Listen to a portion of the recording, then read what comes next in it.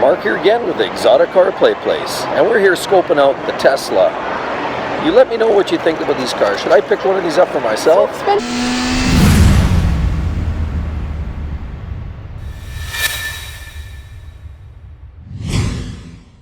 Hey there guys, it's Mark again here with Exotic Car Play Place. Today I'm going to talk about something I did on the weekend. I was down at the mall and I saw Tesla had a little booth where they were talking about and trying to promote their latest products, one of which being a Tesla Model S.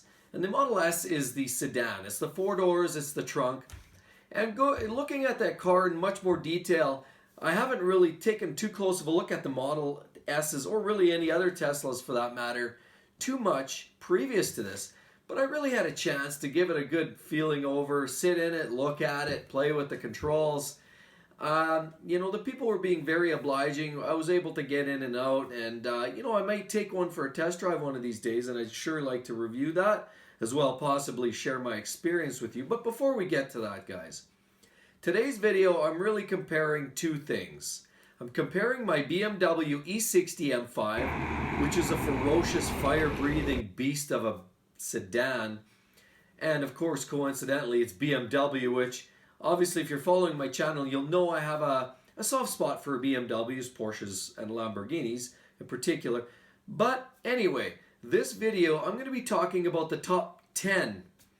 And you know what? I'm going to go actually one step further. I'm going to give you one more. I'll give you 11 things that I've compared the BMW E60 M5 to the Tesla Model S.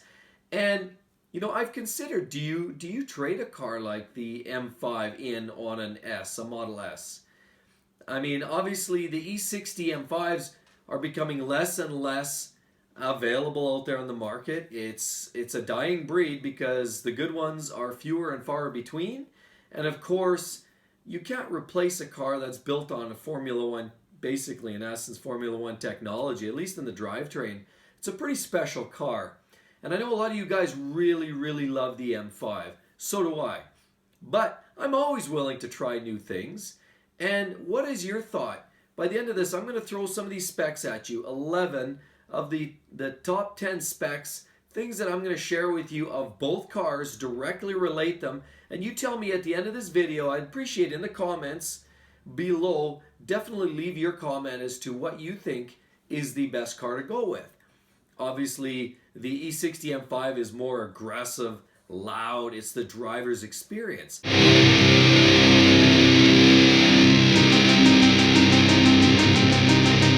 The Tesla Model S is a ferocious, extremely fast, techie gadget. It's basically an iPod on wheels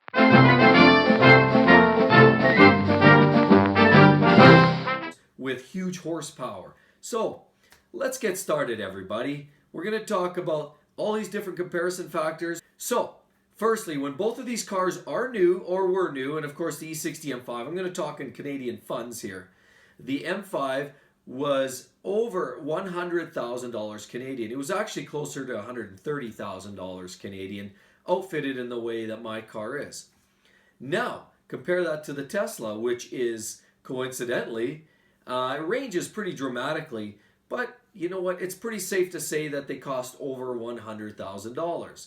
So that's a pretty good comparison. Second comparison.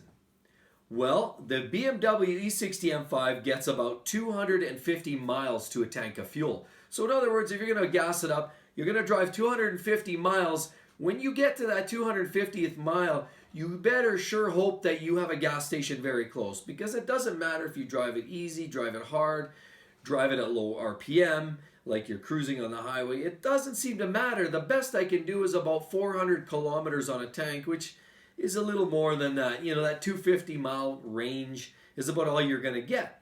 Now compare that to the Tesla Model S. That does about 250 on a recharge. So the only difference, of course, is the BMW I can fuel up in 5 minutes, I can be on the road again. The Tesla Model S, after 250 miles, I'm looking at a charge and I'm down. I might as well go get lunch and do a little shopping because the car is down and out for a little while. Next couple of comparisons. Of course, if you look at the M5, it has 4 doors. and it accommodates you, your friend, your girlfriend, your wife, maybe a couple of kids, maybe a couple of friends in the back. Basically 4 doors, 4 people, and realistically 5 people can still fit in the cars, either of them. They're both 4-door cars, and that's a direct comparison. The next comparison, of course, happens to be that they both have a trunk. Now, what does that mean? Well, they both have 4 doors, they both have a trunk, they're both sedans. So, to call them both sedans, it's very relevant. They both have similar seating capacity, they both look very similar by their very nature as a sedan. Now, if you look at the interior quality, a lot of people like the techie gadgets. That's certainly where, Tesla has that beat. They have that whole target audience as far as the young folks. They like the techie gadgets. They got the latest, the greatest. It's a pretty gadget, techie kind of a car. It has a lot of cool features in it, like autopilot and things like that. Basically has an oversized iPad sitting in the center of the dash there in the console.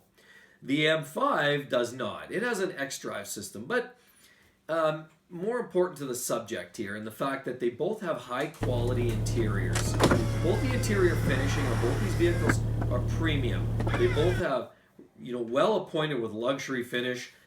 The next thing that you'll find, and we're going to do a comparison on the potential for crash or for accidents. Let's make the comparison there. The E60 M5 crashes because of its high-performance drivetrain that has been known to put the car into a guardrail and crash on a racetrack. The Tesla, on the other hand, tends to crash because its autopilot system malfunctions and puts it into the wall. So they can both crash. Now we talk about fuel economy. Fuel economy, let's compare.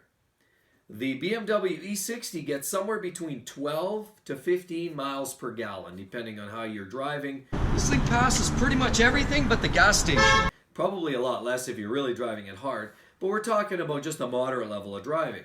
The Tesla, on the other hand, gets up around 100 miles per gallon.